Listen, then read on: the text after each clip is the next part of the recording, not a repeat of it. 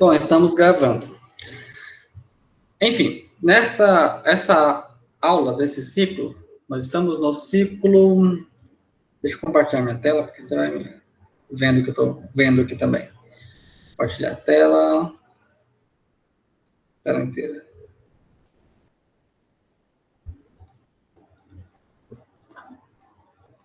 A gente está no ciclo 6.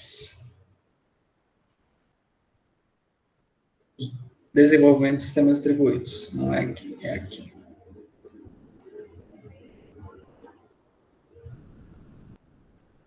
A gente está aqui.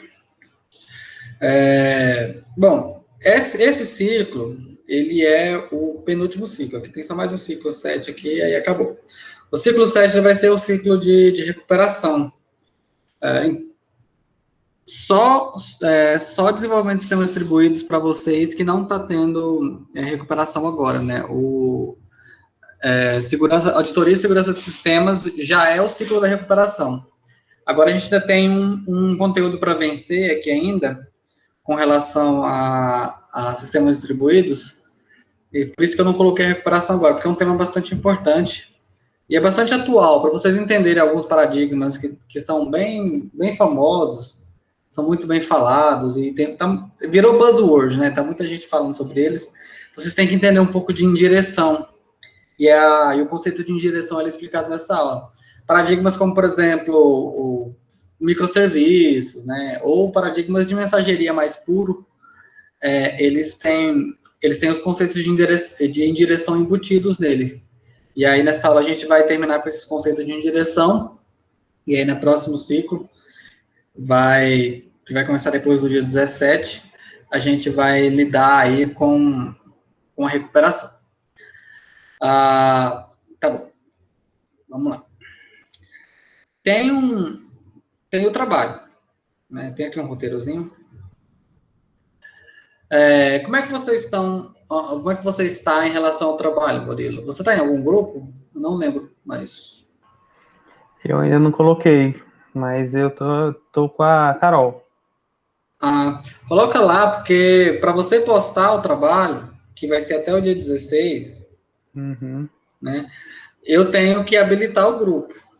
Para eu habilitar o grupo, eu preciso saber quem que é o grupo. É só você e a Carol? Porque depois da aula eu posso habilitar. Por enquanto, sim. Tá. Eu acho que o Fernando estava sem grupo, vocês podiam chamar ele. Ele não veio falar nada ainda comigo, não. É porque ele estava lá, ele postou acho que uma mensagem, não sei se foi em auditoria e segurança de sistemas, ou se foi em sistemas distribuídos, no fórum lá, perguntando se alguém tinha grupo e tal, e ninguém respondeu ele. Ele também postou uma mensagem lá no WhatsApp, no grupo do WhatsApp do TAD 6, aí ninguém falou nada. Para ele não ter que fazer sozinho, acho que fica mais fácil até para vocês, né? Porque tem gravação de vídeo, tem desenvolvimento de sistema, vai dar um pouquinho de trabalho. Tenta conversar com ele, aí se ele quiser fazer sozinho, depois ele faz sozinho. É porque até na postagem da atividade tá lá, de 2 a 5. Né? Eu já imaginava que eu já planejava um trabalho em grupo entre vocês. Aí é dia 16. Dia 16 vai dar terça-feira, que vai ser o carnaval, né? Que não vai ter carnaval, mas a gente já tinha colocado no calendário. Exatamente. Que é quando termina o ciclo. E aí vocês vão postar. Se atentem para o que é pedido lá no trabalho e façam mesmo, porque ele é metade da nota. Não sei se vocês lembram, a gente tem aquele slide lá de apresentação, que tem aqui, ciclo 1. Tem slide de apresentação aqui. E aqui ele fala, né, as notas. Aqui. E aí metade são as atividades teóricas, os quizzes, metade é o projeto. Na verdade, os projetos, né, porque vocês já fizeram um que ainda não corrigi, que é aquele da TCP e o DP. Então, esses projetos eles vão compor a outra metade da nota aqui. Façam ele. E só para relembrar aqui o que é para fazer.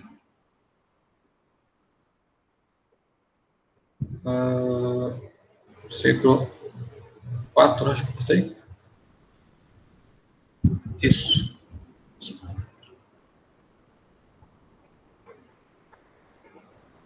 Não, acho que não. Acho que é ciclo 5. Ciclo 5 era o primeiro trabalho. Formação das equipes, aqui. E aqui tem umas instruçõezinhas, né, para vocês entregarem conforme está escrito aqui. E aí, primeiro eu falo indicar no fórum com a equipe, tal, assistir o vídeo tutorial. Aqui eu tenho um tutorial que eu desenvolvi, né, mostrando como que, fazendo um olá mundo com o RMI, para vocês verem como é que funciona. Aí vocês abstraem aí os principais detalhes do RMI e desenvolvam o que é pedido aqui. No caso é um chat, né? Não me engano. Acho que é um chat. Abstraiam. É a calculadora, o chat é o... A calculadora. É o antes.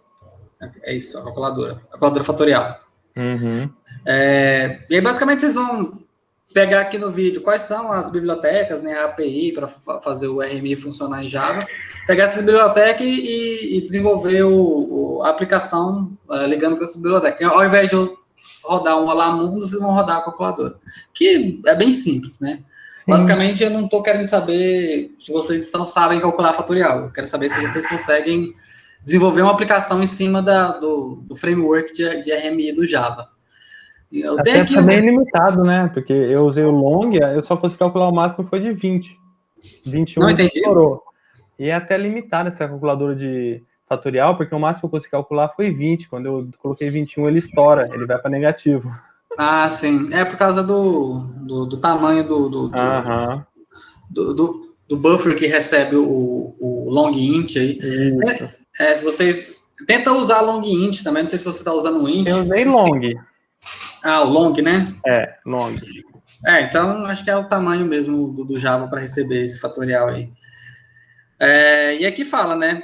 Vocês vão, exatamente o passo a passo que vocês têm que fazer. Desenvolver a calculadora do número fatorial, tal que faça uso do RMI, fazer uso das bibliotecas do Java que consta no Java RMI, né? Que é a naming ou RMI registro. Vai depender da estratégia que vocês forem usar, que você pode ou criar com o naming ou criar o RMI registro direto para criar esse servidor de registro dinamicamente.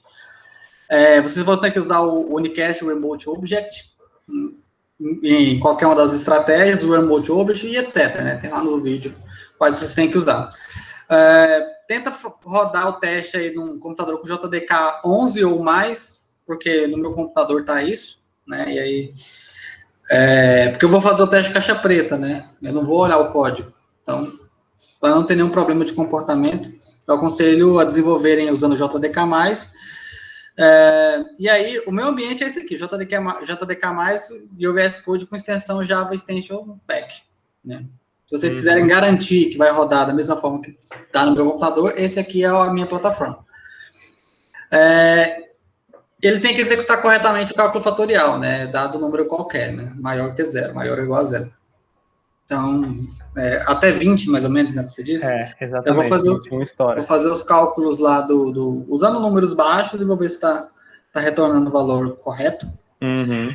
E aí, vocês vão fazer isso aqui, postar, né? Na tarefa aqui, nessa mesma tarefa que eu estou aberta, e vocês vão gravar um vídeo comentando o algoritmo, vocês vão abrir a tela, né? O algoritmo, mostrando o que é cada linha do seu algoritmo, focando principalmente na parte onde vocês usam as bibliotecas de RMI, do Java RMI, porque é isso que eu estou avaliando, né, basicamente. E aí tem a chance de vocês ganharem meio ponto extra, que é vocês usarem threads de trabalho, né? Se vocês forem usar threads, ou fazer o cálculo do fatorial usando threads, ou seja, toda vez que você passar um número para ser calculado, você abre uma thread nova, ele calcula e retorna. Você vai usar uma espécie de paralelismo, né, e depois juntar o resultado. Se vocês quiserem usar essa estratégia, vocês vão ganhar meio ponto extra. E aí postar o trabalho em formato zip, porque vai ter vários arquivos, né, você posta em formato zip, depois zip ou rar, aí eu vou abrir aqui no computador aqui, no meu computador aqui. E postar o vídeo no YouTube, e aí vocês não precisam deixar listado, vocês podem colocar não listado. Só que aí vocês vão pegar o link do vídeo e postar aqui nessa tarefa, não esqueçam. Que aí eu vou avaliar pela tarefa. Tem o link do vídeo, vou clicar no link do vídeo e vou ver lá vocês explicando o algoritmo de vocês. Tudo certo? Sim. Já tranquilo, né? Tô Tranquilo. quase conseguindo já. Ah, não, beleza, então. Só falta a questão do thread aí, que eu tenho que estudar um pouco ainda, que eu nunca mexi com thread. Bom, se você tiver com muito atarefado, é ponto extra, né? Mas se você quiser ganhar o ponto extra, garantir o ponto extra... eu acho legal isso. É curiosidade minha. E threads é legal, threads. Saber então. como funciona threads em Java é legal. Porque várias dessas aplicações de alto desempenho, eles vão usar threads, né? Eles vão usar, você vai ter que usar, se você fazer uma aplicação que use de paralelismo, ou tente dividir tarefas, se você quiser criar um servidor que é mais eficiente no gerenciamento de páginas web, você vai ter que usar thread. Então, em várias situações, a programação moderna, ela gira em torno de thread, basicamente. Exatamente. Então, eu vou estudar mesmo. Um assunto legal de se estudar, sim. Beleza. Então, é isso sobre o trabalho, né? Lembrar que é no dia 16. E agora vamos aqui para a nossa aula. Eu não vou dar não vou dar tela cheia, porque eu quero ficar transitando entre telas aqui, vai ficar melhor. A gente vai falar hoje sobre comunicação indireta, né? A gente falou sobre comunicação direta nas últimas aulas, se eu não me engano, nos 2 últimos ciclos. Nós falamos sobre RPC e RMI no último ciclo, e falamos sobre a comunicação primitiva, né, usando as primitivas. Comunicação de processos distribuídos. E, basicamente, você tem os processos se comunicando, naturalmente isso acontece dentro do sistema operacional, isso é uma disciplina lá de sistemas operacionais, mas aí nós chegamos a um próximo nível aqui nessa disciplina, porque o nosso sistema, ele não é num sistema operacional só, numa plataforma só. Ele é distribuído, os processos estão alocados em máquinas distribuídas, né, dependendo da rede, aí como que funciona, né, a comunicação entre processos quando eles estão em máquinas diferentes, e não numa mesma máquina. Na mesma máquina, quem controla é o sistema operacional. Vocês lembram disso aí, né? Você lembra, né? Você tem uma pessoa aí. Sim. Falamos sobre essa comunicação primitiva e falamos sobre o RPC. Lembra do RPC? Então, professor, eu só lembro da RMI da aula. Você chegou, tem o vídeo do RPC, eu não vi. A gente deu uma aula em cima do RPC. Depois o vídeo, depois que foi sobre o RMI. O RMI, tá. O RMI basicamente é a estratégia do RPC orientada a objetos. Porque, pensa no seguinte, você tem... Imagine aqui localmente, vamos fazer essa imaginação aí de maneira local para depois você extrapolar para sistemas distribuídos. Você vai desenvolver não em sistemas, não em orientação a objeto, não em sistemas orientados a objetos. Você tem lá a função, né? Pensa em Czão, o C, linguagem C. Você cria as funções, né? Os procedimentos, e aí você faz a chamada de procedimento, só que localmente, né? Basicamente, do que você precisa para chamar um procedimento ou uma função? Endereço de memória que tá, né? Não, assim, você está programando. Você está programando. Está lá no nível de programação. Você precisa de quê? Do nome da função. Do nome e de que mais? Do local que tá para importar, daquele local? Não, na verdade não. O nome, entre parênteses... tá. Os parâmetros. Os parâmetros, isso. Exato. A função, por definição, ela faz o quê? Quando você processa, ela vai te dar um resultado, retorno. Retorno, exato. Ele vai te dar um retorno. Comunicação básica, usando sockets, que é aquela de comunicação entre processos, ele basicamente é mandar a mensagem, né? Você manda a mensagem e o processo, ele continua a vida, né? Ele manda a mensagem e continua a vida. Ele não fica esperando retorno, não fica esperando nada. E a mensagem única e simples, né? Eu quero mandar um conjunto de bits que vai representar um número inteiro, um caractere, uma frase. Não é um procedimento, né? Se eu quiser fazer esse paradigma de chamada de procedimento, que eu consigo fazer na minha máquina, fazer isso aí funcionar nos sistemas distribuídos, eu vou ter que usar da mesma lógica, que é ter a minha função a minha função, ela vai ter os parâmetros e ela vai esperar um retorno. Então, eu tenho que desenvolver os meus sistemas de maneira que a troca de mensagens entre as plataformas dos sistemas distribuídos, eles permitam eu mandar uma função, mandar os parâmetros da função e receber um retorno. Eu consigo fazer isso sem necessariamente usar RPC, usando o paradigma de requisição-resposta. Só que aí eu vou ter que fazer tudo na mão, né? Eu vou ter que ir lá mandar o método e ele vai ter que organizar uma estratégia lá no servidor que recebe a chamada, né, do procedimento para localizar na memória onde é que está o procedimento, fazer a operação, devolver o resultado e aí receber o resultado. Isso tudo manualmente. Quando eu quero facilitar e eu quero atingir um dos objetivos que está lá nas primeiras aulas, que é um dos objetivos para o qual os sistemas distribuídos existem, que é o objetivo de transparência, né, transparência de acesso, basicamente, eu quero eliminar todas essas complicações e essas complexidades. Eu quero fazer com que seja fácil e, para mim, pareça que eu estou chamando um procedimento de um processo que está na minha máquina. Então, eu vou usar o paradigma do RPC, que é o chamador de procedimento remoto, se eu estiver usando o paradigma procedural. Se eu passar a usar o paradigma orientado a objetos, ao invés do RPC, eu vou usar o RMI. É uma estratégia um pouquinho diferente, mas a filosofia por trás é a mesma. Basicamente, eu quero chamar um método ou chamar uma função que está num processo que está rodando numa outra plataforma. Resumidamente, é isso. Tranquilo? Sim. Beleza.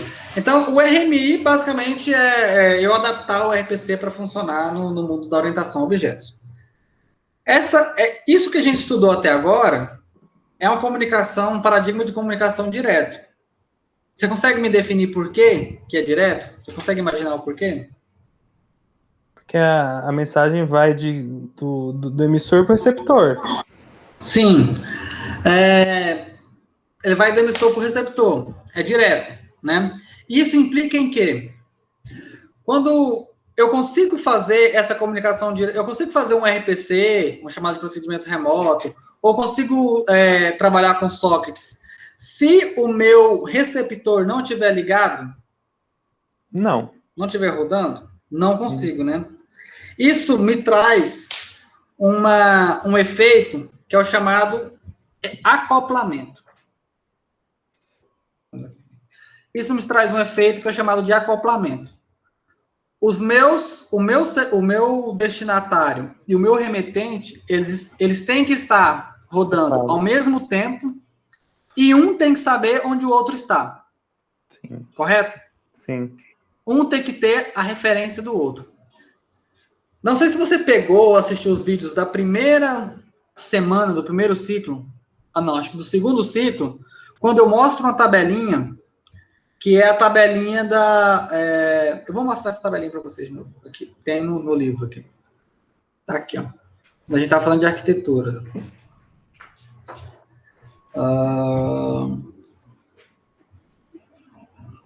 Cadê?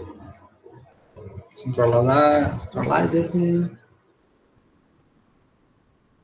Decentralized. Acho que aqui. Cadê? Não, vai estar aqui. Essa tabelinha. Você lembra dessa tabelinha? Lembro.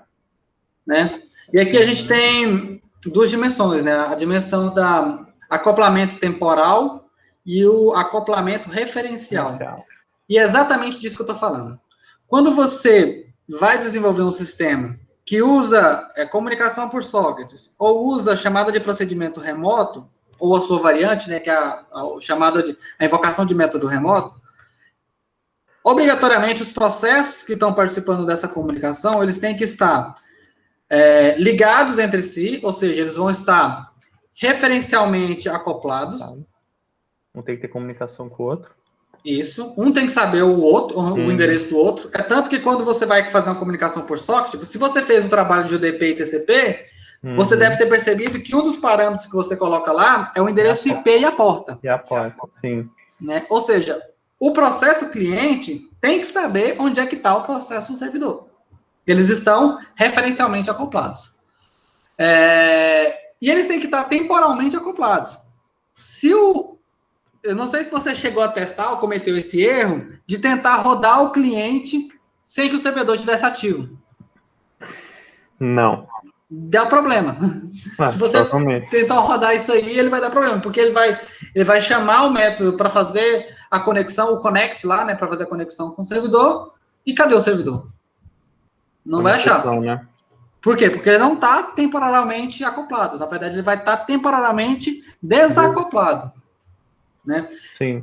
Essa é a maneira pela qual funciona o RPC e a comunicação por sockets, que é a comunicação mais básica, né? Aquela comunicação que é apenas um nível acima da comunicação de rede, lá do protocolo TCP, a comunicação que acontece a nível de rede e não a nível de sistemas distribuídos. Mas vai existir situações em que eu vou precisar ter um desacoplamento temporal e um desacoplamento referencial. Vou precisar que os meus processos não conheçam, ou não tenham que conhecer o outro, ou não tenham que estar rodando ao mesmo tempo. Você consegue imaginar uma situação onde isso é exigido?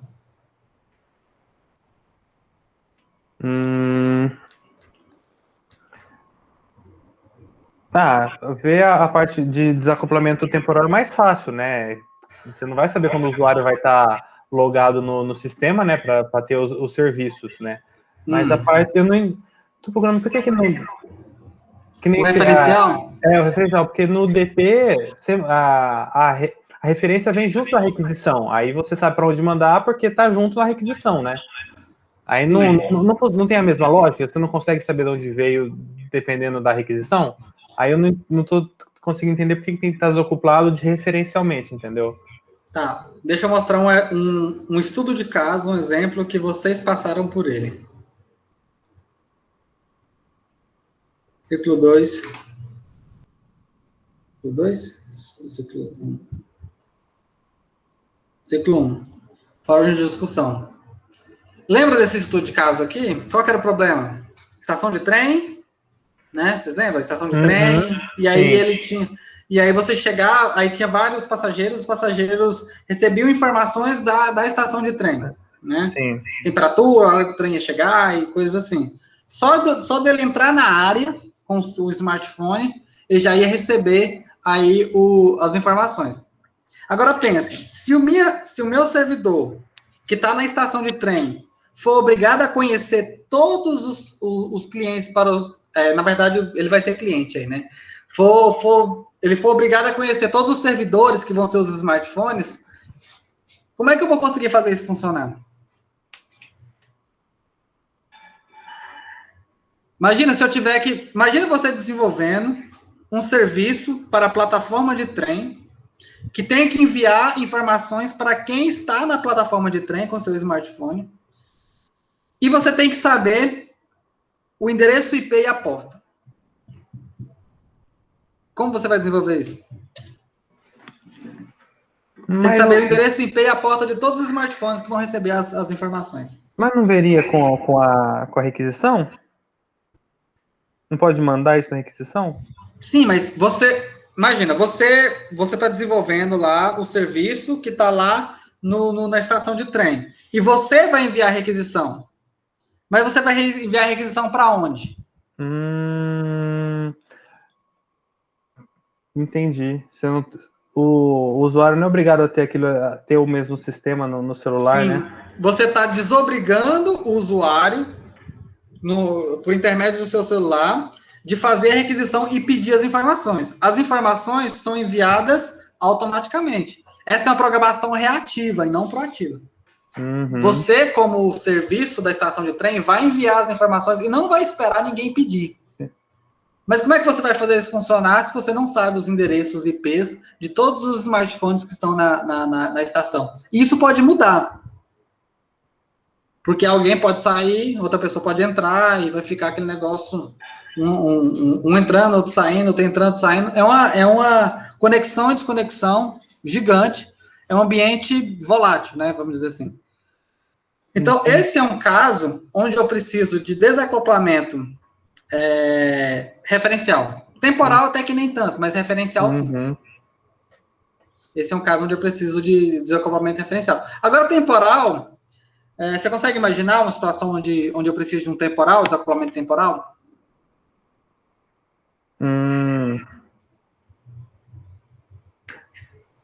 Eu acho que um servicinho de previsão de tempo. Tipo assim, o servidor deve colocar essas informações lá, calcular isso, pegar dados dos outros lugares no tempo dele e ele deixa isso disponível para todo mundo que entrar, independentemente do horário. Isso. Vamos usar esse exemplo seu. Imagina que você é um cientista e você está trabalhando Você é um cientista que pesquisa o tempo. Você pesquisa fenômenos que acontecem meteorológicos, e aí você não é o cara que vai ficar 24 horas, 7 dias por semana lá esperando o fenômeno acontecer, certo? E aí você coloca um sensor, ou você coloca lá um sistema para poder monitorar, um sistema com sensores, para monitorar o fenômeno acontecendo. Pode ser que esse fenômeno aconteça quando você não está lá. E aí você quer ter a facilidade do seu sistema coletar o fenômeno, os dados do fenômeno, e quando você chegar para poder pegar esses dados, eles vão estar todos guardados e persistentes. Então, você fez a comunicação, só que ela deve ser guardada em algum lugar. E aqui a gente vai entrar em algo que a gente acho que já comentou, que é as características da comunicação distribuída. Existe a comunicação distribuída que é transiente, onde as mensagens não são persistidas pelo canal. Mas existe a comunicação distribuída que é persistente, onde as mensagens elas vão ter que ser guardadas pelo canal para serem coletadas em momento posterior. A gente falou sobre isso quando nós estávamos dando aula sobre processos e threads, lembra disso? Então é aí que as coisas começam a se encaixar. Vão existir serviços, vão existir sistemas em que você consegue desenvolver eles usando a comunicação transiente, tranquilo, paradigma cliente-servidor, funciona com a comunicação transiente tranquilamente. Sim, o modelo mais básico, né, de requisições web e tal, os dois estão ao mesmo tempo ali, não precisa ser nada armazenado e tal, mas se você precisar guardar um cache, se você precisar deixar esses dados guardados para coletar depois, aí você vai ter um problema. A transiente não vai conseguir. Você vai ter que organizar uma maneira do seu canal persistir. E aí não é nem o servidor, nem o cliente que está persistindo. O cliente não está existente no mesmo momento. Ele não está lá. Ele pode estar desligado ou pode estar fora. O canal vai persistir. O servidor vai mandar a mensagem, e aí pensa na comunicação assíncrona. O servidor manda a mensagem e toca o barco. Ele vai continuar a executar o algoritmo. Esquece a mensagem. Mandou a mensagem, o canal recebeu a mensagem. Dane-se a mensagem, né? Agora eu vou continuar meu trabalho. Agora o canal é responsável por entregar essa mensagem para o cliente. Só que aí o cliente não está, né? Lá. E agora? O canal vai ser obrigado a persistir. Aguardar. Exatamente. Então, a estratégia onde o canal da comunicação persiste é a estratégia persistente. E aí, quando a gente começa a lidar com a persistência aqui no canal, a gente já começa a lidar com o desacoplamento temporal e o desacoplamento espacial. Mas antes de chegar nesse slide aqui, vamos dar uma olhada nesse aqui. Definição de comunicação indireta. Comunicação indireta, então, é aquela comunicação onde há um intermediário entre o remetente e o destinatário e nenhum acoplamento direto. Como que eu faço funcionar a comunicação indireta? Eu preciso de um intermediário para guardar essa mensagem. Eu preciso de um intermediário para receber a mensagem e quando o destinatário estiver disponível, ele entregar essa mensagem para o destinatário. Basicamente, falando em altíssimo nível, né, a grosso modo, é assim que funciona a comunicação indireta. E o meu remetente não precisa saber quem é o destinatário. Por quê? Porque ele vai entregar para o canal. Ele precisa saber quem é o canal. Está desacoplado referencialmente, né? Isso, está desacoplado referencialmente. Ele precisa saber quem é o canal. O canal precisa saber quem é o remetente e quem é o destinatário. Mas remetente e destinatário não precisam conhecer um ao outro. Certo? Então, essa é a estratégia, essa é o modelo básico da estratégia da comunicação indireta. Você está introduzindo um nível de indireção para conseguir um certo nível de desacoplamento. Então, você vai ter uma certa vantagem em alguns aspectos da sua comunicação. Qual vantagem você consegue perceber quando eu faço uma comunicação indireta? Consegue perceber alguma vantagem? Sim, acaba sendo mais rápido, né? Os processos dos dois lados rodam, porque nenhum tem que esperar nada de nenhum, né? Eles processam a comunicação quando eles bem entendem e recebem quando eles precisam, entendeu? Sim. Eles não precisam estar online a todo momento. Então, essa é uma vantagem clara. Essa está clara. Uma outra vantagem, que talvez não esteja tão clara assim, é que é mais fácil eu lidar com a alteração desse sistema, você concorda? Se eu precisar alterar o servidor, o cliente nem sabe quem é o servidor. Não precisa estar desacoplado, né? Está desacoplado. Entendi. Se eu precisar alterar o cliente, o servidor nem sabe quem é o cliente. Então, eu posso fazer mudanças de um lado ou do outro que vai estar de boa. Se tiver referencialmente acoplado, se eu mudar ou o servidor, ou destinatário, ou remetente, eu vou ter que fazer uma mínima modificação. Ou lidar com a interface, né? A não ser que eu faça uma mudança e não mexa na interface. Aí, tudo bem, né? A interface está lá, ele acaba se conectando ainda, né? Pensa no plug da tomada, né? Você pode mudar lá dentro os fios, a configuração dos fios lá dentro da parede, mas se o plug da tomada, se o buraco do plug da tomada continuar o mesmo, você consegue continuar encaixando. Essa é a maneira que você consegue fazer alteração na comunicação direta. Na comunicação indireta, eu posso me mexer até nas interfaces, desde que eu consiga fazer ela se comunicar com o intermediário, né? Tem que lembrar disso aí. Senão, não há comunicação. Né? Sim.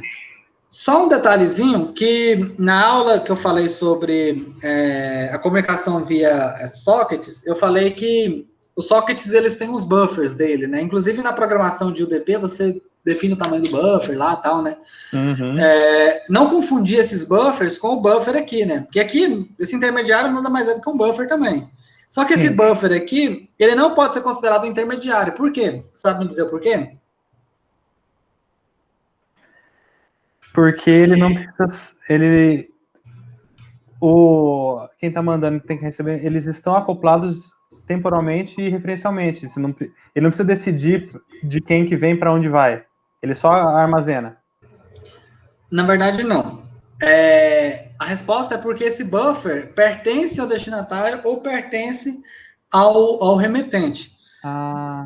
Eu preciso ainda saber quem que é o endereço dele. Precisa, entendi. Isso. E se eu desligar o destinatário, o buffer vai junto. Então, eu preciso de um intermediário que seja independente.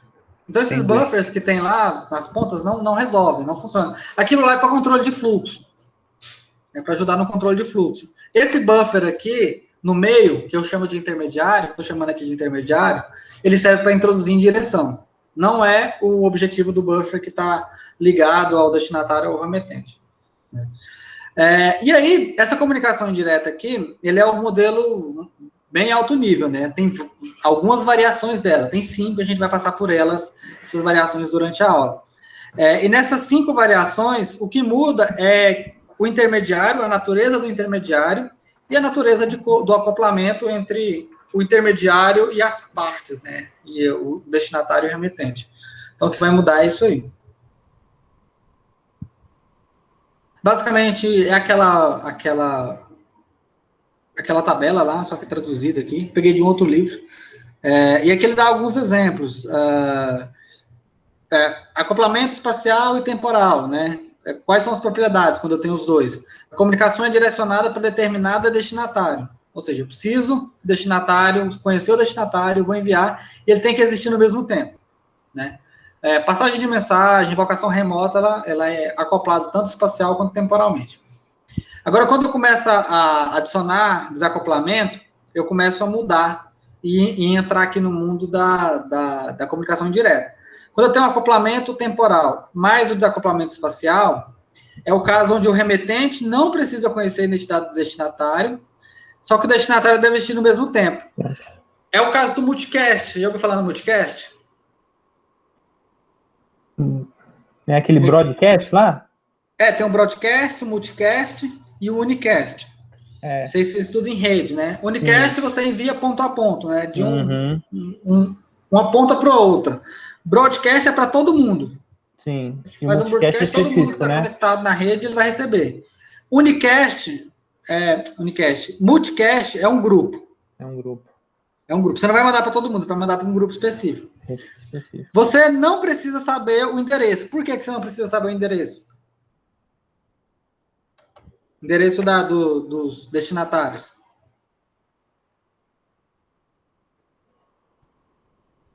Não sei. Porque você vai mandar para o endereço do multicast. E o multicast vai mandar para os destinatários. Não, o multicast, no caso, é o intermediário. Então, é o bolso intermediário. Isso, ele é um intermediário. Você vai ter o intermediário aí que ele vai estar representando pelo multicast. Não, eu não diria que ele é um intermediário. Assim, o multicast IP, que é o mais básico, não vou dizer que ele tem um intermediário aí. A comunicação em grupo, que é uma das estratégias que a gente vai falar agora, ela tem um intermediário. O multicast em si, se você não tem um servidor que é um intermediário, ele não pode ser considerado, porque na verdade é só uma estratégia que vai mandar para o roteador e o roteador vai rotear para todo mundo da rede. Vai escolher, né, para quem ele vai mandar. É aquele endereço que termina com .0.0, né? Tipo 192.68, acho que é .0.0. Não, esse é o broadcast. Enfim, tem um endereço específico, você coloca 192.68, ponto não sei o quê, ponto, sei lá, 254, não sei. Estou chutando aqui. Você vai mandar para esse endereço e a mensagem que você mandar para esse endereço vai ser replicada para todos os computadores, as máquinas que estiverem no grupo do multicast. Né?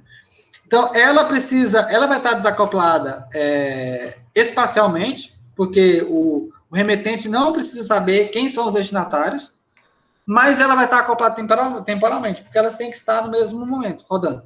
Uhum. E aqui nós temos o temporal, acoplamento espacial com desacoplamento temporal. A comunicação é direcionada para determinado destinatário ou destinatários. O remetente ou os remetentes e o destinatário podem ter tempos de vidas diferentes. Esse aqui é mais difícil de achar. Há estratégias no DNS que funcionam assim.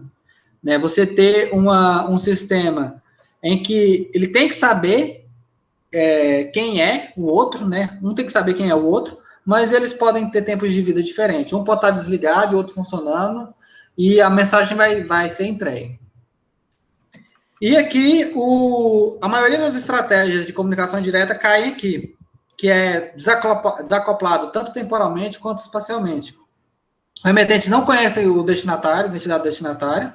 O remetente não tem tempo de vida diferente, né? Um pode estar ligado, outro desligado, um pode estar funcionando, outro não. E a mensagem vai ser entregue. A maioria das estratégias que a gente vai abordar aqui caem aqui nessa categoria. Tem umas que vão cair aqui, mas a maioria vai cair aqui. E quais são as estratégias de direção? Comunicação em grupo, que é construída em cima do multicast. Uhum. Sistema publicar-assinar, também referido como Publish Subscribe, que é também chamado de sistemas orientados a eventos. Filas de mensagens distribuídas, que também é chamado de filas de mensageria. Não sei se você viu, mas eu tinha deixado lá um link para vocês darem uma lida da evolução até chegar na mensageria, né? Essa estratégia aqui, o link vai falar sobre essa estratégia aqui. Memória compartilhada, que é outra estratégia, e o espaço de tuplas, que é uma outra estratégia. Aí o intermediário é o que vai diferir entre as estratégias aqui. Vamos lá, primeira delas, comunicação em grupo. Já expliquei como funciona o multicast. Não é muito diferente. Veja essa imagem aqui.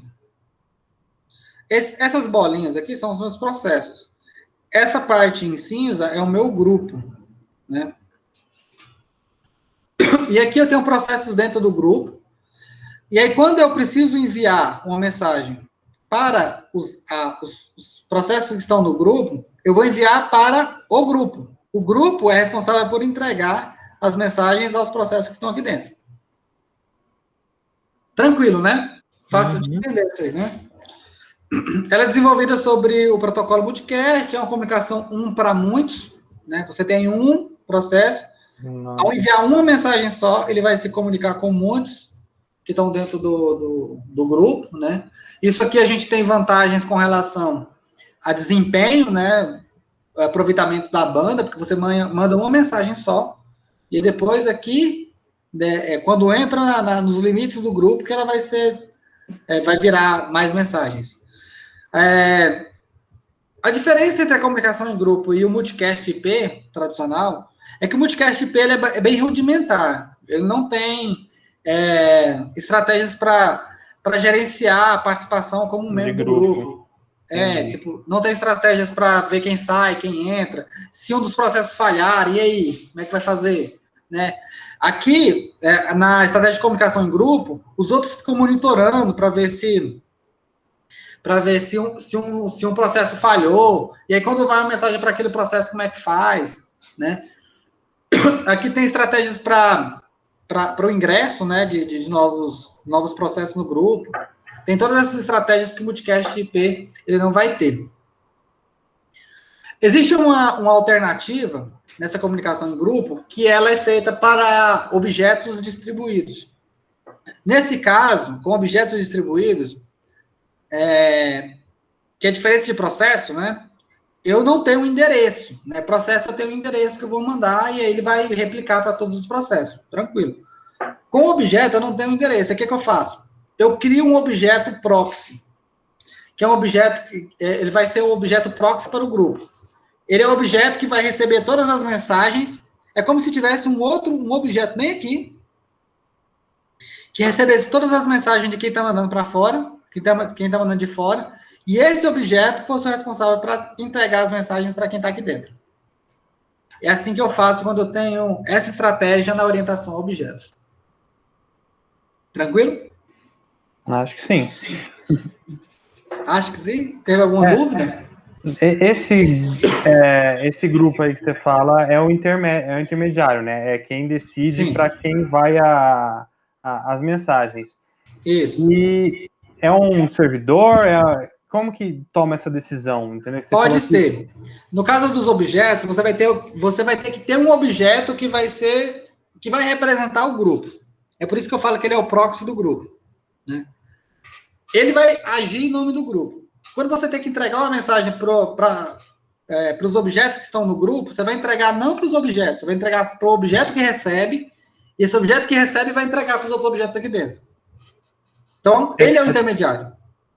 É mais ou menos aquela estratégia do Stub Skeleton lá? Isso. O Stub e o Skeleton são proxies também. Entendi. Proxy, você sabe a definição de proxy? Não. Proxy é algo que está mais próximo de quem está mandando a mensagem e que age como um procurador. Sabe? Ele age como um procurador. Ele vai agir em nome de outro processo, e aí ele vai entregar, vai receber e depois vai entregar o que tem que ser entregue para os processos que são a quem interessa, né? A mensagem. Entendi.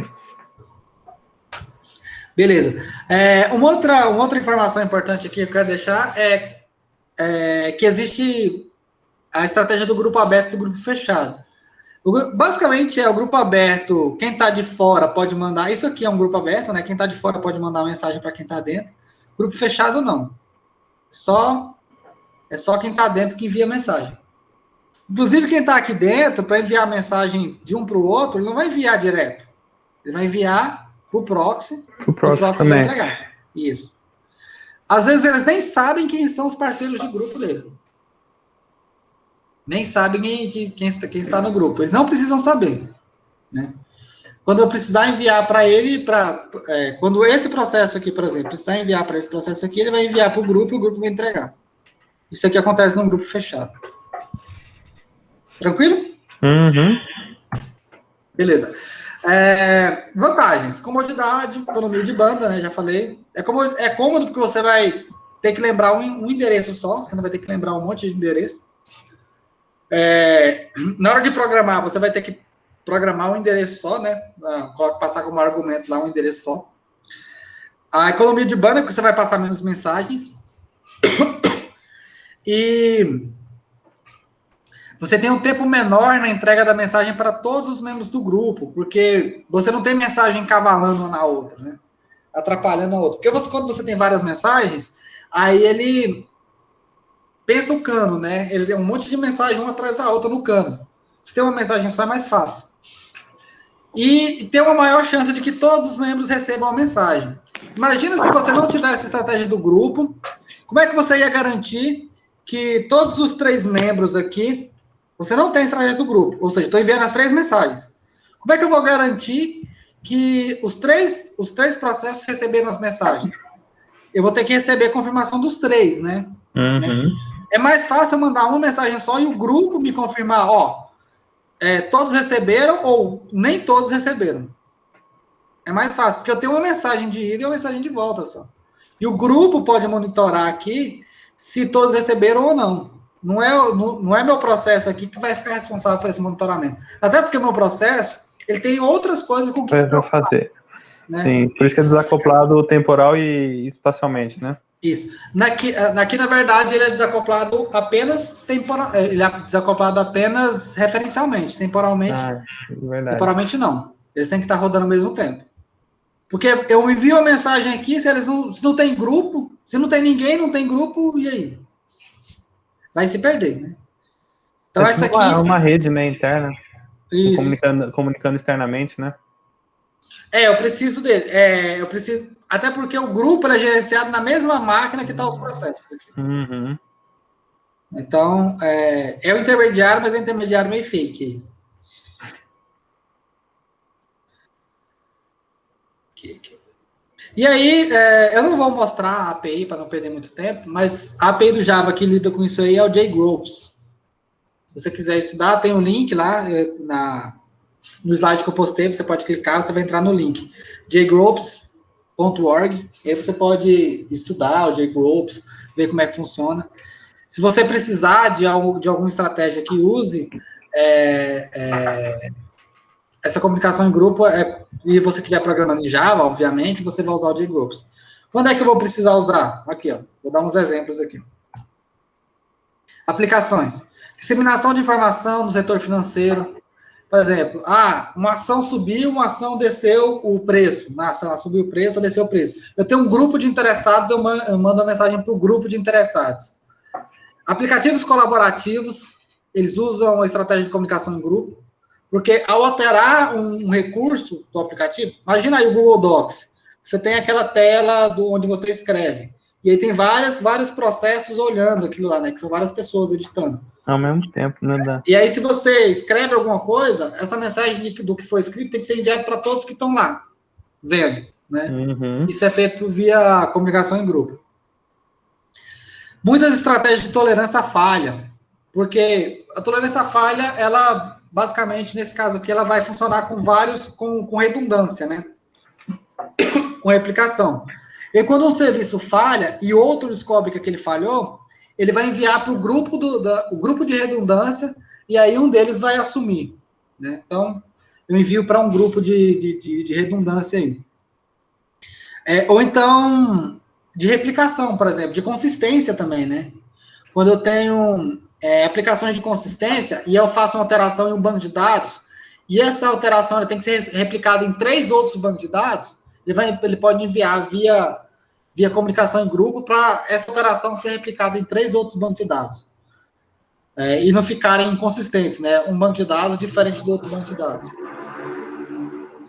E monitoramento e gerenciamento de sistemas, como, por exemplo, balanceamento de carga, né? Quando você balanceia a carga, você manda para um servidor central que recebe e distribui entre os servidores com os quais a carga está sendo balanceada. E aí, quando é mais de um servidor, você vai enviar para o grupo, né? Está balanceando a carga, em vez de você enviar várias mensagens para vários servidores, você envia mensagem nessa estratégia de comunicação em grupo, e o grupo é responsável por enviar para todos os servidores nos quais a carga vai ser balanceada. Então, alguns casos em que você pode usar a comunicação em grupo. Tranquilo? Uhum. Beleza. Sistemas publicar e assinar. O que é um sistema publicar e assinar? Também chamado de Publish Subscribe, ou também chamado de sistemas baseados em eventos distribuídos. Você tem isso é muito usado em sensores. É um sistema reativo. Algo acontece no mundo real, um evento, por isso que é chamado baseado em eventos distribuídos, e você tem que comunicar todos aqueles que são interessados naquele evento. Isso também funciona com o sistema financeiro. Uma ação sobe, todo mundo que está assinando alterações naquela ação vai receber a mensagem. A ação é um evento do mundo real. Ela subir ou descer não vai mandar uma requisição. Ela não é um computador, ela não é um processo. Sei lá, o vento mudar a direção não vai enviar uma requisição. É um evento. Né? Tem que ter alguém escutando, né? um processo escutando, observando, né? E vendo esse evento acontecer para depois entregar para os outros. Isso pode sim acontecer. Mas, basicamente, como é que funciona o publicar e assinar? Você tem os publicadores e você tem os assinantes. Publicadores são aqueles processos que divulgam o evento. Imagine uma pessoa que entra numa sala e grita: começou a chover! Então, ele divulgou o evento. Só que nem todo mundo na sala está interessado. Quem tiver interessado, ele vai receber a mensagem. Quem não está interessado não recebe. Na verdade, esse exemplo que eu dei nem é o melhor. Imagina que essa pessoa aí, que vai falar que começou a chover, em vez de gritar na sala, que aí é broadcast, né? Todo mundo que está na sala vai receber. Em vez de gritar na sala, ele vai entregando, vai escrevendo um bilhete, entregando para todo mundo que precisa saber que começou a chover. Aqueles que se inscreveram, que chegaram lá nessa pessoa que está comunicando e falar, quando começar a chover, você me avisa, são os assinantes. Eles fizeram um processo de subscribe, tá vendo o método subscribe aqui? Eles fizeram um processo de subscribe. E aí, o publicador, que é essa pessoa que avisa que começou a chover, ao entregar o bilhete, ele está fazendo um publish, ele está publicando o evento. Começou a chover, é o evento. E ele vai entregar para quem assinou, né? Quem está interessado na ocorrência daquele evento. Basicamente é isso aí. Mais ou menos isso aí como funciona o sistema publicar e assinar. Tem outros métodos aqui que ajudam, que facilitam o esquema aqui do publicar e assinar, como por exemplo o Notify. Quando quem é o responsável por notificar aqui é o sistema publicar e assinar, né? E aí os publicadores publicam um evento. Tá, o evento foi publicado aqui. E aí o sistema publicar e assinar vai notificar os assinantes de que o evento foi publicado. O sistema aqui. O publicador, ele pode fazer um advertise, ou seja, ele fala para o sistema publicar e assinar que daqui a algum tempo ele vai publicar um evento. E aqui é basicamente o contrário do subscribe. O subscribe é o assinante mostrando interesse em um evento que ainda não aconteceu. O advertise é o publicador falando, olha, o evento não aconteceu, mas vai acontecer. Isso é para poder ajudar nas estratégias de roteamento, para facilitar casar aqui o assinante com o publicador. Então, são essas as operações básicas de um sistema publicar e assinar.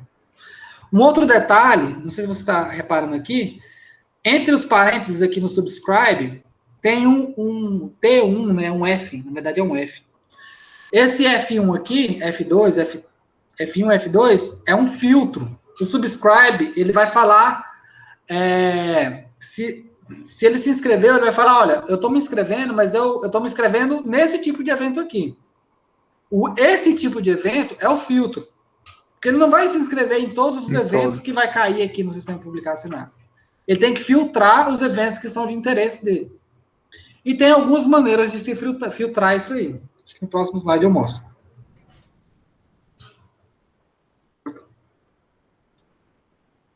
Nesse aqui eu mostro. Eu coloquei. Aqui, ó. Esses aqui são os esquemas de filtragem. Baseado em canal, ou seja, tudo o sistema publicar, assinar é o canal. Tudo que cai no canal vai ser entregue para os assinantes. Ou seja, todo mundo que se assinou no canal. Essa é uma das formas de filtrar. Outra forma de filtrar é por assunto. Imagine que o evento é como se fosse um e-mail. Você tem um assunto lá. Aí você coloca o assunto, ações da Bolsa de Valores. Então, quando eu estiver interessado em notícias de ações da Bolsa de Valores, esse tipo de evento ele tem que chegar para mim, porque eu me assinei nesse tipo de evento. Baseado em conteúdo. Ele vai... É parecido com o assunto, só que ele vai ler o conteúdo. Ele já é um pouco mais inteligente, né? E aqui você pode usar, inclusive, estratégia de inteligência artificial para ver se o teor do conteúdo e se aquele teor do conteúdo pode interessar você, né? A filtragem ele vai ser baseado no conteúdo. Baseado em tipo. Se um tipo de dado ou um tipo de objeto for publicado, estou interessado nele. Objeto de interesse, né? Que é como eu falei. Se um tipo de objeto for publicado, se ele pertence a determinada classe, toda vez que for publicado um evento que se refere a esse objeto de determinada classe, você me avisa. Isso aqui é muito usado em sistemas front-end, que esperam por cliques, por ações do usuário. E aí você coloca lá com o objeto de interesse um botão. E aí toda vez que o usuário clicar no botão, passar o mouse em cima do botão, alguma coisa que ele fizer com o botão, ele vai mandar lá para um método que você está... Um listener, né? Um callback, que você está lá esperando receber o evento. É tipo o quê? Um webhook? Não conheço. Webhook, o que seria? Pelo que eu entendi, por exemplo, de APIs de um sistema de comunicação para outro. Aí eu programo um webhook, né, que quando acontecer tal evento em outro sistema, aquele sistema vai disparar alguma coisa para eu que estou escutando, entendeu? Então, tipo assim, Sim. a comunicação do sistema esperando acontecer alguma coisa para mandar aquilo. Sim. Esse basicamente é o sistema publicar assinar. Mas aí não é objeto porque ele é um sistema inteiro, né? Tem vários objetos lá. Pode ser que seja canal, não sei. O canal seja... Não, mas não é o canal, né? Enfim, ele registrou interesse no sistema em si, né? Pode ser o contexto, que inclusive é útil para a computação móvel, ou no próprio... Não vou dizer o objeto em si, objeto lógico, mas um objeto como um todo, né? Tipo, uma categoria de objetos. Você tem lá todos os objetos que estão dentro daquele sistema. Quando acontecer alguma coisa naquele sistema, você me informa. Esse baseado em contexto aqui, pensa em localização, por exemplo. Quando você muda a localização, você está mudando o contexto de onde está o sistema, né? E aí, por exemplo, você mudou, eu quero que seja disparado um evento quando mudar, quando eu mudar de um estado para o outro. Uma coisa que acontece bastante, não sei se você já tem o costume de viajar usando o Google Maps, mas se você reparar, quando passa do dia para a noite, o Google Maps deixa de ser branco e vira preto. Você já viu isso? Não, nunca tenho atenção. Então, ele muda a cor, até porque fica mais fácil você ver, né? Uhum. E aí ele muda a cor, e isso é baseado em contexto, porque é o contexto do tempo, né? Ele tá olhando o relógio ali e tal, o fuso horário onde você tá, e aí quando muda do dia para a noite, ele automaticamente muda o sistema do Google Maps. Ele é um sistema publicar assinar baseado em contexto. Ou baseado em eventos complexos, né? Que é um padrão de evento. Por exemplo, se uma ação subiu 3 vezes e caiu 2 vezes, você me avisa. Então não é um evento só. É uma sequência de eventos. Esse é o baseado em eventos complexos. Eu dei exemplo de ações, mas pode ser qualquer coisa. Se 3 pessoas entraram na casa e uma saiu, você me avisa. Né? Pode ser um sensor lá monitorando. Alguma coisa nesse sentido. Tranquilo? Uhum. Exemplos aqui, ó. Feed de notícias. Esse também é o clássico, né?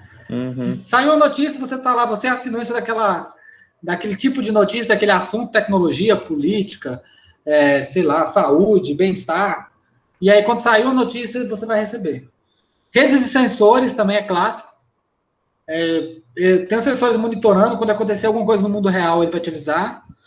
E computação móvel, né? Aí pensa nos eventos de localização, como eu dei o exemplo aí, quando você usa os sistemas publicar e assinar em computação móvel. As características é que é uma computação um para um, comunicação um para muitos, né? Porque alguém está publicando um evento, muitas pessoas vão receber. Heterogeneidade, porque você não conhece os assinantes e eles podem ser de diferentes plataformas, né? Você pode ter um smartphone, pode ter um computador, pode ter um sistema Linux, um Windows, um Mac, um smartwatch, um Google Glass. São sistemas totalmente diferentes um do outro e todo mundo vai receber o evento. E a sincronia, né? Eles são sistemas assíncronos. Por quê? Porque o publicador do evento manda a mensagem e toca a vida, né? Quem recebeu, recebeu. Quem conseguir ir lá no canal e olhar o que está lá, pode pegar a mensagem. Tranquilo? Uhum. Beleza. Então, só um detalhezinho. Pode parecer que o sistema publicar assinar, por essa imagem aqui, ele é apenas um sistema monolítico, mas você pode implementar ele de forma distribuída. E aí você vai ter uma rede de intermediários. Em vez de você ter um computador só, que é o canal, né?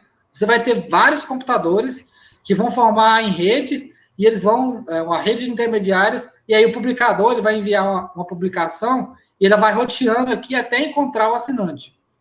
E aqui é um pouco mais complexo, você tem que estruturar aí a forma de roteamento, porque a forma mais básica é a de inundação, né? Você Manda para todo mundo. manda para todo mundo e agora imagina o tanto de mensagem. Agora imagina o tanto de desperdício de mensagem. Uhum. O gargalo que vai ser. Então tem uns roteamentos mais eficientes, que é o GOSP lá, né, que é o fofoca, o protocolo de fofoca, o protocolo de DHT, né, que é muito usado em peer-to-peer, ele tem um hash table lá. Eu não vou entrar nesses detalhes, mas porque ele é um pouco mais complexo, mas tem alguns protocolos de roteamento que vão ajudar aqui a casar a assinatura com a publicação. E aí pensa que essa assinatura aqui, ela pode ser de vários tipos, né? Como a gente viu aqui, né? Pode ser no canal e tal. Quando é em conteúdo, por exemplo, ele tem que ler o conteúdo. Então, é um negócio meio em camadas. Primeiro você vai fazer o casamento da assinatura com o conteúdo. Depois você tem uma camada embaixo que cuida do roteamento, da entrega de mensagens. Então, é um negócio feito meio em camadas, porque você implementar tudo numa camada só vai criar uma complexidade tremenda aqui. Fila de mensagem distribuída, esse aqui é o queridinho, né, dos dias de hoje, é o tal de mensageria. Tem os famosos, tem o RabbitMQ, o WebSphere da IBM, está bastante usado. Tem os microserviços, que são filas de mensagens. Você também pode ouvir a expressão middleware orientado a mensagens. Basicamente, o que é? Você tem o intermediário, e esse intermediário ele tem um monte de fila. E aí os produtores enviam as mensagens para as filas. FIFO, né? Primeiro que entra, primeiro que sai. First in, first out. E aí o consumidor ele vai consumindo conforme as mensagens chegam. Tranquilo isso aqui, né? Uhum. Isso aqui é lá de sistemas operacionais, né? Inclusive os sistemas operacionais funcionam assim, mais ou menos, né? Com escalonador de processo e tal. Ele funciona mais ou menos assim. Só que isso aqui, pensa o sistema operacional só que em escala distribuída. É isso aí. Distribuição de processos em núcleos, né? Por exemplo, escalonamento, né? Isso, uhum. E aqui ele vai enviar para as filas, cada fila está correspondente aqui a um consumidor, e os consumidores vão olhando as filas e vão consumindo as mensagens, vão tirando as mensagens da fila. A operação POP, aquela de programação, né? E ela tem várias linguagens de programação, né? Tem o POP, ele tira, vai tirando, né? Da fila. Como é que funciona? Os produtores enviam, as mensagens são ordenadas, os consumidores recebem. Simples assim. Há algumas variantes, né? Que é você receber com bloqueio, basicamente vai consultar a fila e bloquear até que a mensagem esteja disponível, da perspectiva aqui do consumidor, né? O consumidor consulta aqui, só que está vazio. Ele vai esperar até que chegue a mensagem e vai estar bloqueado. Ele não vai estar rodando o algoritmo. Quando chegar a mensagem, ele pega a mensagem e continua o algoritmo. Essa primeira aqui, recepção com bloqueio. Recepção sem bloqueio. Ele vai consultar a fila na busca da mensagem. Se não tiver, ele simplesmente devolve um aviso. Ele vai consultar aqui. Não tem? Não tem mensagem. Continua aí. Então, beleza. Não tem mensagem, vou continuar aqui. É a recepção sem bloqueio. E a notificação, né? Ele não vai consultar em hora alguma aqui a fila, mas quando chegar uma nova mensagem, a fila vai comunicar aqui o consumidor. Uhum. Então, essas 3 variações aí da fila de mensagem. Ela é muito usada quando você tem sistemas legados.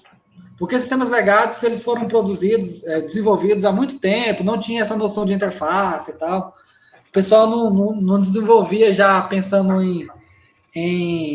usando boas práticas, né? E aí o que o pessoal faz muito? Eles desenvolvem ele usa middleware de fila, né? Para que você acople o novo sistema que você está desenvolvendo agora com o sistema legado, só que por intermédio do middleware de fila. E o middleware de fila tem uma interface que conecta com o sistema legado e tem uma interface que conecta com o sistema novo. E aí você vai mandando por fila. Os microserviços também são isso. Um microserviço vai mandar uma mensagem para outro microserviço, mas só que vai estar mandando nas filas, né? Eles vão tirando das filas lá, porque os serviços podem não estar rodando ao mesmo tempo. Quais são as características? Diferentemente do que a gente passou até agora, a comunicação aqui é 1 para 1. Você vai enviar uma mensagem de um processo para outro. Um produtor para um consumidor. Não é 1 para M, igual os outros. A comunicação aqui ela é persistente. A fila é responsável por guardar. Então, se você desligar, os processos saírem, e depois você ligar de novo, ele vai estar lá e vai conseguir pegar a mensagem lá no middleware, lá no intermediário. E ele possibilita a transformação das mensagens. Isso aqui acontece bastante, né? Uma transformação que acontece muito é de tradução. Por exemplo, você quer mandar uma mensagem de algo que você desenvolveu em Java, JavaScript, para outro que você desenvolveu em C, não sei. E aí, o tamanho do inteiro é diferente. Aí você precisa traduzir a mensagem. Ele vai transformar essa mensagem lá no middleware, que tem a fila, e vai entregar a mensagem de uma forma que o consumidor ele consiga entender. Outra coisa bastante comum é Little Endian, Big Endian, né? A diferença entre os dois. Então, se você tiver que converter do Little Endian para o Big Endian, a ordem dos bits, né? Você pode fazer isso dentro do middleware, lá do intermediário. Qual que é a API do Java que mexe com isso? O Java Messaging Service, o JMS. Tem um link aqui. Esse JMS aqui, ele funciona tanto para essas filas aqui, quanto para o Publish Subscribe. Eu não coloquei 2 vezes, porque já tinha colocado aqui, né? Não coloquei lá, porque eu ia colocar 2 vezes. Mas o JMS, você consegue desenvolver tanto com esse de mensageria aqui, quanto o de Publish Subscribe. Vale a pena olhar. É uma tecnologia interessante do Java. Aplicações. Integração de aplicação empresarial. Pensa num ERP. Né? Um monte de aplicação, cada uma desenvolvida do seu jeito. Sim, do seu jeito não, né? Foi desenvolvido pela mesma empresa. Mas cada uma tocando um banco de dados diferente. E aí você quer integrar essa aplicação, você bota lá um sistema de filas para poder entregar a mensagem de um lado para o outro. Ou sistema de processamento de transações comerciais. Também usa bastante essa noção de fila aí. E aqui, da mesma forma que o sistema Publish Subscribe, você consegue implementar o canal como sendo um único sistema monolítico. Aqui, nas filas de mensagens distribuídas, você também consegue implementar de maneira distribuída. Um exemplo é o WebSphere da IBM, o WebSphere MQ. Eu não vou entrar nos detalhes, porque senão a gente vai perder muito tempo aqui. Mas, no livro lá, no livro do Colores que eu estou usando, e no próprio livro do Tannenbaum, ele explica como é que o WebSphere MQ faz para fazer essa comunicação distribuída. Perceba aqui que eu tenho 2 sistemas intermediários aqui. Esse aqui e esse aqui. Eu não tenho um único sistema intermediário.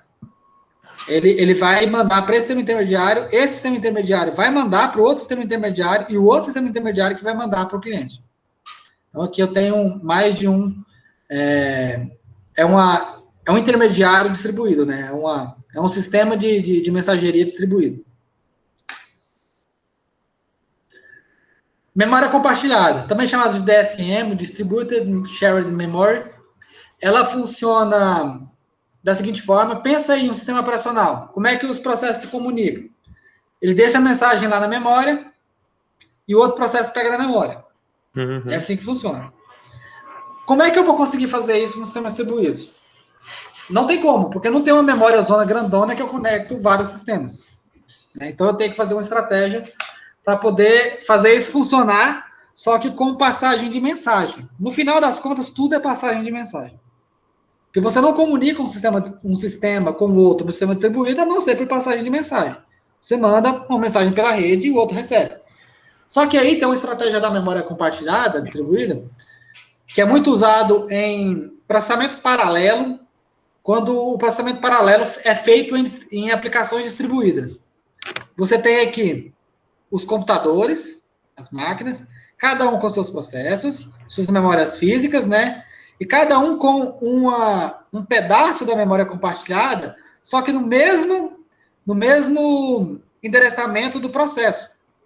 Então, quando o processo ele acessa a memória, ele não sabe se ele está acessando a memória física do computador ou se ele está acessando a memória distribuída que está em outro lugar, em outro computador.